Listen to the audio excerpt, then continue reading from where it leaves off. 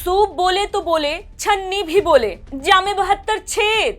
बहुत नाइंसाफी है। सहिष्णु बनने के ज्ञान ने वैसे ही भारत को ऐसे मुहाने पर लाकर खड़ा कर दिया है कि उसके आराध्य सामने हैं, पर वो उन्हें पूज नहीं सकता। इसी क्रम में ज्ञान बिखेरने के लिए मैं कौन खामखा के साथ रॉकस्टार गॉडमैन सदगुरु आ गए हैं और मंदिर के अस्तित्व को मध्यस्थता के चोले से ढकने का काम करने लगे हैं। नमस्कार, आप देख रहे हैं TFI, जो है देश का सबसे विश्वसनीय ऑल्टरनेट न्यूज मीडिया पोर्टल। मैं पद्माश्री शुभम आपको बताऊंगी कि कैसे सदगुरु अपनी ही भद्द पिटवाने पर तुले हुए हैं और क्यों मंदिरों के मामले में उन्हें अपना मुंह बंद ही रखना चाहिए। तो चलिए अविलंब आरंभ करते हैं। ऐसे आध्यात्म का क्या फायदा जो आस्था को ही गौण सिद्ध कर दे। ज्ञानवापी मस्जिद में शिवलिंग मिलना इस बात को प्रमाणित तो कर ही चुका है कि क्यों नंदी अब तक केवल इंतजार करते रहे और क्यों उनकी दिशा अब तक मंदिर में हो रहे दर्शन के समय उल्टी दिशा में विराजित दिखती थी।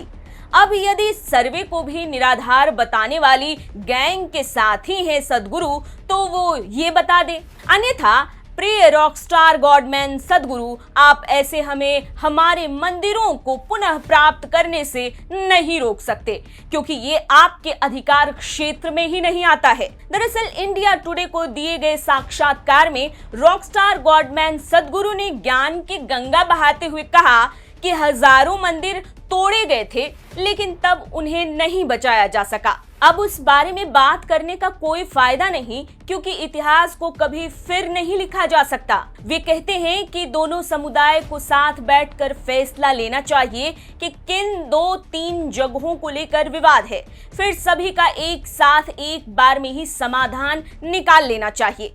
एक बार में सिर्फ एक विवाद पर मंथन कर विवाद को बढ़ाने का कोई फायदा नहीं है। कुछ लेना कुछ देना जरूरी रहता है। इसी तरीके से कोई देश आगे बढ़ सकता है। हर विवाद को सिर्फ हिंदू मुस्लिम के चश्मे से देखने की जरूरत नहीं है। वाह मान्यवर, ज्ञान की उल्टी गंगा और आपके तथ्य आपको ही मुबारक हो। एक और हजारों मंदिर तोड़े गए इस बात को मान रहे हैं और आने वाले भविष्य में ऐसा न हो उसके लिए न्यायिक मदद ली जा रही हो, उसे भी अपने ज्ञान से ढकना चाह रहे हैं। मतलब करना क्या चाहते हो भाई? एक और मध्यस्थता की नौटंकी करने पर बल दे रहे हैं, दूसरी ओर ये नहीं दिख रहा कि मामला कोर्ट में अंतिम निर्णय अब भी विचाराधीन है। उसके बावजूद यदि रॉकस्टार गॉडमैन सदगुरु बाहर से मध्यस्थता का राग अलाप रहे हैं, तो निसंदेह ये उनके अबोध बालक वाली बुद्धि की ओर सबका ध्यान आकर्षित कर रहा है।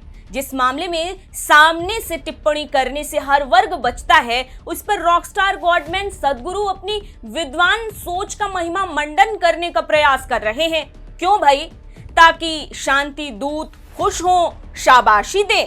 ऐसे तत्वों को ये नहीं समझ आता कि ये शांति दूत इतनी ही मध्यस्थता से मानते होते तो अब तक अनन्य प्रकरणों में हिंदू धर्म को नीचा न दिखाते। निश्चित रूप से इस बयान के पीछे सदगुरु का वो स्वार्थ निहित हो सकता है जिससे वो अंततः ख्याति बढ़ाने की ताक में थे। ज्ञात हो कि राम जन्मभूमि विवाद के समय भी आध्यात्मिक गुरु श्री श्री रविशंकर मध्यस्थ बने थे।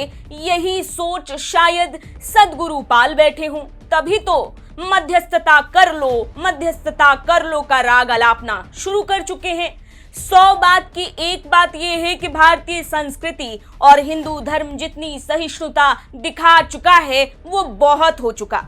अब समय आ गया है कि साक्ष्यों पर बात हो और तथ्य के आधार पर न्यायिक रूप से न केवल काशी वाले इस मुद्दे पर बल्कि देश भर में जहां भी ऐसे कृत्य हुए हों सभी पर काम करने का सही समय आ गया है। और अब कोई गीदड़ आकर हिंदू मंदिरों के दावे को धकेल नहीं सकता।